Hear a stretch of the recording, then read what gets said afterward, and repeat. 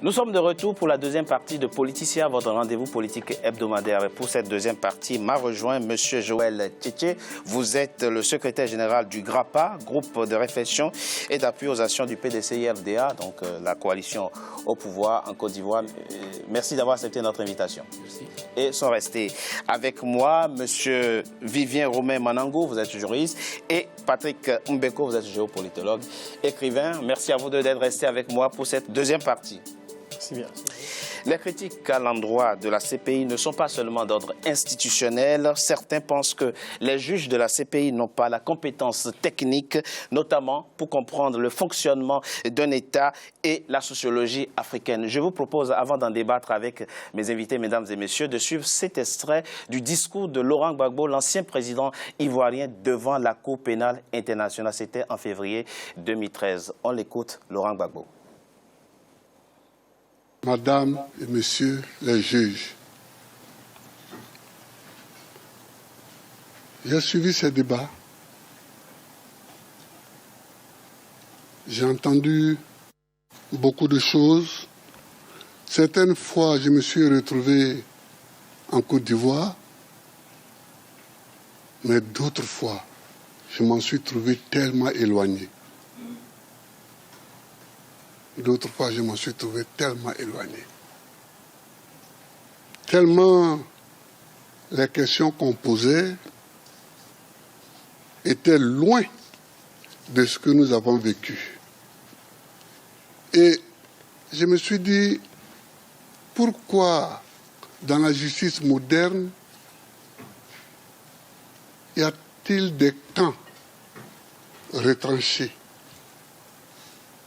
Parce que sur beaucoup de questions, aussi bien l'accusation que la représentante des victimes, que vous-même, vous aurez pu m'appeler, j'aurais pu donner des informations, ne serait-ce que des informations que vous aurez pu vérifier après, mais pour fluidifier le raisonnement. J'aurais pu dire beaucoup de choses sur des petites questions. Par exemple, quand on dit qu'il a signé un papier pour déployer l'armée, jamais. J'ai signé un décret pour que tous les FDS soient mobilisés. Mais c'est une pratique qui date de 1961, qui date de l'époque où l'armée a été créée. Le chef de l'État peut, en cas de trouble, signer un décret, parce que la police, c'est la police, ensuite il y a la gendarmerie, mais si ces deux forces sont totalement submergées, elles peuvent appeler l'armée en renfort. Et donc, pour ça, le président de la République signe un décret qu'il donne aux différents chefs. C'est à eux d'utiliser l'armée ou de ne pas l'utiliser. Ça dépend de ce qu'ils pensent de la situation. Donc, c'est des choses pratiques comme ça et petites qu'on aurait pu expliquer. Quand le chef de FDS est venu me dire « Ah, la situation à Bobo, il y a les soldats d'IB, je pense que c'est eux le commando invisible, donc on ne sait pas comment ça va aller. » J'ai dit « Qu'est-ce qu'on fait ?» Il dit « Bon, signez toujours un décret et puis on va garder ça et si on n'en a pas besoin, on n'en a pas besoin, mais si on en a besoin. » Donc, il y a plein de choses comme ça. Et puis, il ne faut pas me donner des parents que je n'ai pas. Je crois qu'on veut faire comme souvent en Europe, pour dire les Africains, c'est comme ça, ils gouvernent. Je ne gouverne pas avec ma famille. Moi, je suis chef de l'État, président de la République. Ma femme, elle est députée. Et Kade n'est pas mon neveu. Le mot neveu est un mot français. J'ai des neveux ici qui sont dans cette salle. Mais Kade n'est pas mon neveu. Il a été ministre de la Défense, ministre délégué à la Défense. Et il était mon conseiller. Je ne gouverne pas avec ma famille. Peut-être que ça se fait comme ça ailleurs en Afrique, mais pas en Côte d'Ivoire, au temps de Gbagbo. Ça veut dire, il y a des petites choses comme ça qu'on aurait pu éviter. Ça alourdit pour rien l'atmosphère et ça nous empêche d'aller immédiatement au fond du problème. Alors, M. Tchétché, on a vu l'ancien président ivoirien s'improviser consultant au professeur pour expliquer au juge certains points du dossier. Est-ce que vous partagez l'argument selon lequel on ne peut pas demander à des fonctionnaires de juger un ancien chef d'État? Oui, je comprends parfaitement. En fait, en son temps, je l'avais dit lorsque j'étais le porte-parole du président Alassane Dramane Ouattara, donc du RHDP. Vous étiez contre le transfèrement du président J'étais contre Laurent le transfèrement dès le départ. J'avais dit qu'effectivement, nous avons notre arsenal judiciaire qui est en ce moment en déliquescence, en lambeaux. Donc, il fallait nommer une commission nationale de justice et de sécurité. La critique de la compétence des juges de la CPI, compétence pratique pour juger un ancien chef d'État, vous comprenez? Non, je ne la partage pas, je ne la comprends pas parce qu'en fait, nous sommes, d'après ce que vient de dire, l'élément que je viens d'écouter, oui, nous avons des éléments sociologiques qu'il faut prendre en compte dans les traités internationaux. Si on ne les prend pas en compte, alors on biaise tout. Est-ce que vous avez le sentiment, effectivement, que le statut de Rome et la CPI ont pris en compte ces éléments sociologiques? Non, ils n'ont pas pris en compte ces éléments. C'est la raison pour laquelle je suis favorable au retrait des pays de la CPI. Monsieur Manangou, quand un militaire commet un crime, il passe devant une cour martiale ou un tribunal militaire. Quand c'est un avocat, il est d'abord soumis à la critique de l'ordre des avocats. Quand c'est un médecin de l'ordre. Un chef d'État qui doit juger chef d'État, là on dit que ce n'est pas acceptable que des fonctionnaires, il paraît qu'ils sont que des fonctionnaires, puisque pour la plupart ils sont des juristes, des professeurs, qu'on demande aux fonctionnaires de juger un ancien chef d'État. Moi je ne suis pas personnellement favorable à l'immunité, au privilège juridictionnel. C'est-à-dire que cette histoire que les États africains ont copiée à la France, où en réalité il y a une haute cour de justice, d'ailleurs, qui compose pour juger les chefs d'État, et qui est composée de qui? Des députés, qui parfois ne connaissent pas le droit, et qui jugent des chefs d'État. Mais parlons de la CPI. Oui, mais justement. Oui. Ce que je veux dire, c'est que cet extrait du président Gbagbo est assez édifiant sur le fait que ces juges, en réalité, ne maîtrisent pas beaucoup d'aspects du problème ivoirien. C'est une réalité. Mais c'est une réalité qui n'explique pas le retrait, encore une fois. Pourquoi? Article 122 du statut, il y a ce qui s'appelle l'Assemblée des États partis, oui, qui peuvent poser les questions du fonctionnement même de la Cour, de l'administration de la Cour. Vous vous rappelez? Donc on peut rester et proposer une réforme. Je vais prendre simplement un exemple oui, rapide. Vous vous rappelez de l'affaire d'Outreau? Vous vous rappelez de monsieur du juge Outreau, l'affaire des enfants ici? Oui. Vous vous rappelez? Oui. Ce garçon, ce monsieur Bourdeau, était un juge formé. Vous avez vu la connerie. Donc ça peut arriver. Mais ce n'est pas pour autant qu'on se retire. On peut reformer les juges et faire en sorte qu'il y ait des juges africains formés. Alors on l'a vu, le président ivoirien a déjà dit que la Côte d'Ivoire n'enverrait plus d'Ivoiriens devant la CPI. Mais pourquoi les autres pays qui veulent aujourd'hui se retirer de la CPI n'adoptent pas ce schéma tout simplement, à savoir refuser tout simplement de transférer devant la CPI leurs ressortissants? Je pense que les chefs d'État africains, malgré le reproche qu'on peut leur faire, je pense qu'ils prennent la mesure du danger. Quand je dis la mesure du danger, parce que mon compatriote Valentin avait donné un exemple en disant Vivien, pardon. Pour qu'on ne quitte pas l'ONU, c'est très différent. Le problème avec la CPI, vous dites que c'est une juridiction de complémentarité. Oui. Le problème, c'est que même si vous n'êtes pas membre, vous n'avez pas signé le traité de Rome, on peut vous poursuivre. Oui. Alors, les chefs d'État africains veulent déjà limiter les dégâts en se retirant. Parce que là, je vous ai dit, on est dans des procès politiques. Et effectivement, on constate très bien que les juges ne maîtrisent pas... Il prend un décret qui date de 1961 et le bureau du procureur intègre ce décret comme participant d'un plan de violation massive des droits de l'homme. Parce que nous sommes dans un procès politique. ces gens ne comprennent pas les spécificités sociologiques africaines. Peut-être pas, mais le problème, et moi je l'ai dit ici, moi je me fie à tout ce qu'on a eu comme procès. Et pas seulement au niveau de la CPI. Si vous regardez même toutes les juridictions judiciaires internationales, les tribunaux pénaux internationaux, là-bas c'est pire. Et je vais vous citer Jami Shea, qui était le porte-parole de l'OTAN, au sujet du procès Milosevic. Jami Shea a dit ceci. Lorsque la procureure se rend dans les Balkans, exactement, quand le procureur se rend dans les Balkans pour enquêter, c'est parce que l'OTAN le lui permet. Pourquoi? Parce que l'OTAN et la Cour ne forment qu'un. La personne qui dit cela, c'est le porte-parole de l'OTAN, Jami Shea. C'est pour dire ceci, c'est que nous ne sommes pas dans des considérations purement juridiques. Rappelons que c'est un tribunal ad hoc et pas la CPI. Exactement, c'est juste un exemple. Nous ne sommes pas dans des considérations juridiques, nous sommes dans des considérations politiques qui sont basées sur des réalités géopolitiques. C'est-à-dire que quand on intervient dans un État, c'est parce qu'il y a des intérêts. Pourquoi on n'intervient pas dans des États Donc, ce n'est pas les victimes, selon vous, ce n'est pas vraiment les victimes qui intéressent la CPI. Ce qui est grave dans le cas de la CPI, c'est ça, c'est que dans ce débat, que ce soit du côté des chefs d'État africains ou même de la CPI, on oublie les concernés qui sont les victimes. On les oublie carrément. Parce que les chefs d'État veulent se retirer parce qu'ils sentent le danger. Mais ils ne proposent rien en retour pour les victimes de leur crime. Monsieur Tchétché, vous avez dit qu'il n'aurait pas fallu envoyer l'ancien président Laurent Gbagbo devant la CPI. Il fallait le juger en Côte d'Ivoire, c'est ça votre position? Oui, ma position était qu'il fallait qu'il soit jugé en Côte d'Ivoire. Est-ce que le procès de Simone Gbagbo, l'ex-première dame, tel qu'il se poursuit aujourd'hui, vous satisfait? Mais justement, pourquoi le président Alassane Ouattara demande qu'il n'enverrait plus d'Ivoiriens à la CPI? Oui, non.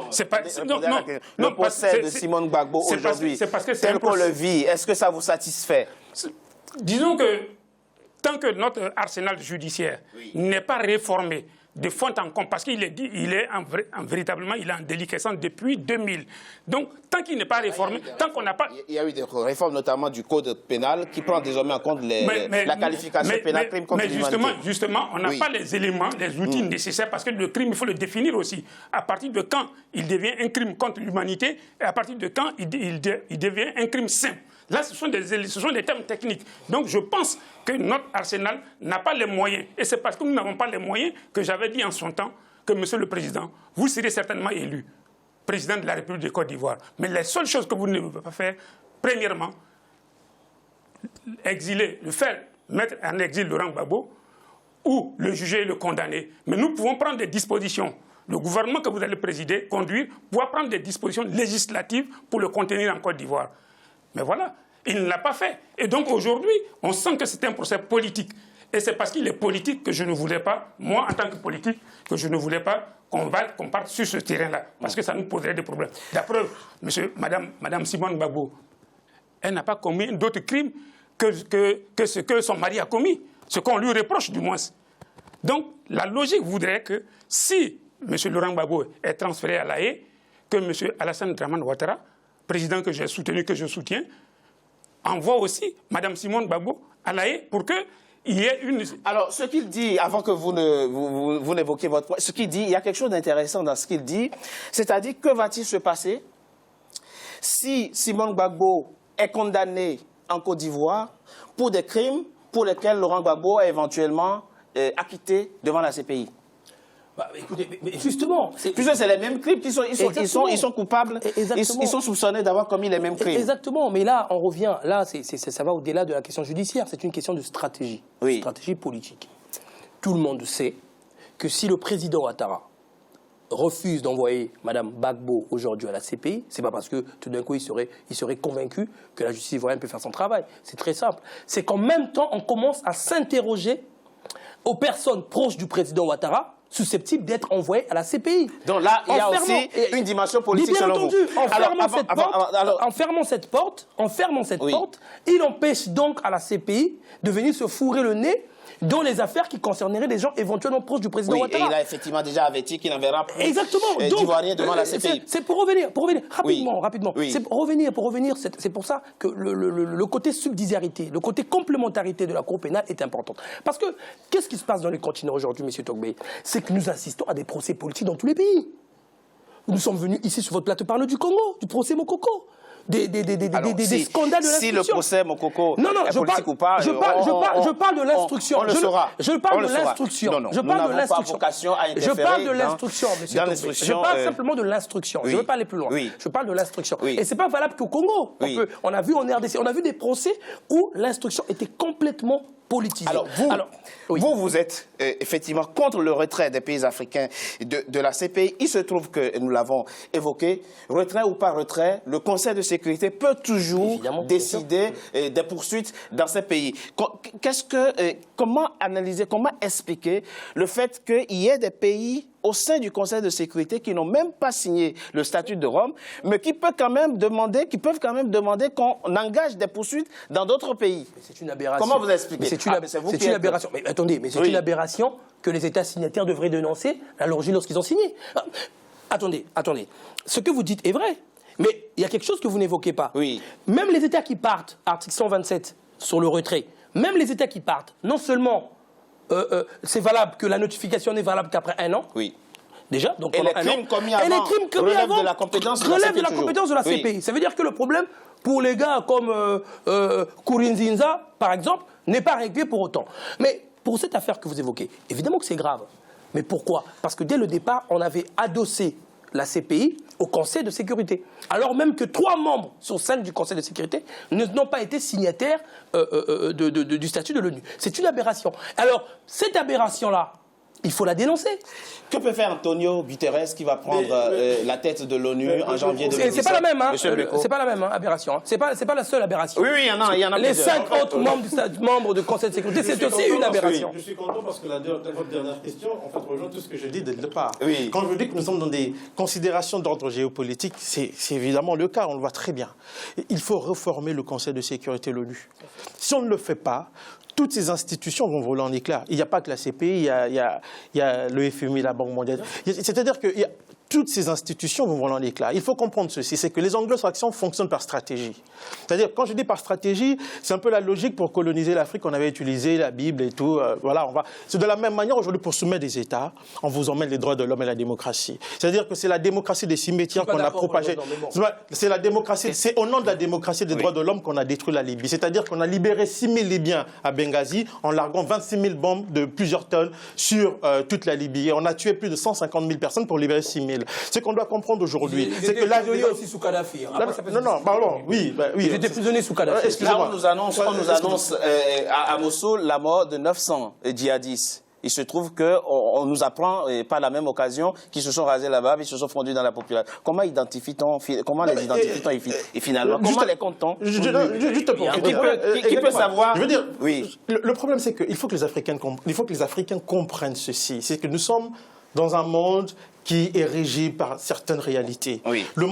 Les anglo-saxons fonctionnent par stratégie. Ils mettent en place des structures. Ces structures sont en apparence bonnes, mais il y a toujours des enjeux sous-jacents. Et le problème... ils ne comprennent pas. Ils ne comprennent pas pourquoi. Parce que quand on va ratifier le protocole de Rome, avec les considérations que nous savons et tout ça, c'est quand même grave, là. C'est très grave, parce que aujourd'hui, les chefs d'État africains se rendent compte que je peux être poursuivi. En fait, ils se rendent compte en fait qu'ils sont piégés. Que s'ils prennent des positions anti-occidentales, ils peuvent se retrouver devant la CPI pour des crimes qu'ils n'ont pas commis. C'est ça la réalité. Et quand un juge... C'est un peu du fantasme. Non. Je prends l'exemple de la Libye. Excusez-moi, je prends un cas que j'ai étudié en profondeur. Effectivement, vous êtes l'auteur du livre Objectif Kadhafi, 42 ans de guerre secrète contre le guide de la Jamaria arabe libyenne. Prenons le cas de la Libye. Le procureur, sur quoi se base-t-il pour lancer un mandat d'arrêt, pour demander pour saisir la cour et lancer un mandat d'arrêt? Sur les articles contre le fils contre Abdallah Senoussi, le chef du service secret, contre Kadhafi. C'est les articles de Fox News et de la CIA. Certains documents remis aux juges ont été préparés par la rébellion soutenue par l'Occident. C'est-à-dire que le dossier est vide. Et moi, j'ai eu des discussions... Non, excusez-moi. Quand je dis que le dossier est vide... Non, excusez-moi. Pas exactement. Le dossier est vide parce que moi, j'ai eu des discussions directes avec les gens du bureau du procureur. Et donc, c'est pour vous dire qu'aujourd'hui, nous sommes dans des cas, il faut comprendre ceci. C'est que quand on a utilisé la Cour pénale internationale, le cas de la Libye, c'était pour des objectifs politiques, vous n'allez pas me contredire. Monsieur Tchétché, très rapidement, et on conclut cette partie. Oui, moi je pense que les Africains doivent prendre conscience et doivent lire les documents, les textes qu'on leur présente à l'ONU avant de les signer. Je vais vous donner un exemple simple. Oui, très rapidement, s'il vous plaît. On vient de signer dans les nouveaux accords, dans les nouveaux traités des Nations Unies, oui. Conseil de sécurité, il y a une disposition qui parle du travail des enfants. Oui.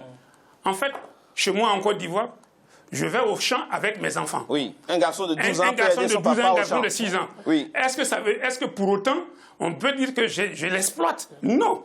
Donc, ce sont des dispositions, on ne prend pas compte. La dimension sociologique, dont vous parliez tout à l'heure. Donc, il faut prendre tous ces éléments en compte. Tant qu'on ne les prendra pas en compte, eh bien, on sera toujours traîné devant ces tribunaux. Donc vous êtes en train de nous expliquer que les États africains qui signent ce genre d'accord doivent dire, chez nous en Afrique, à 12 ans, un enfant peut travailler, un enfant peut travailler.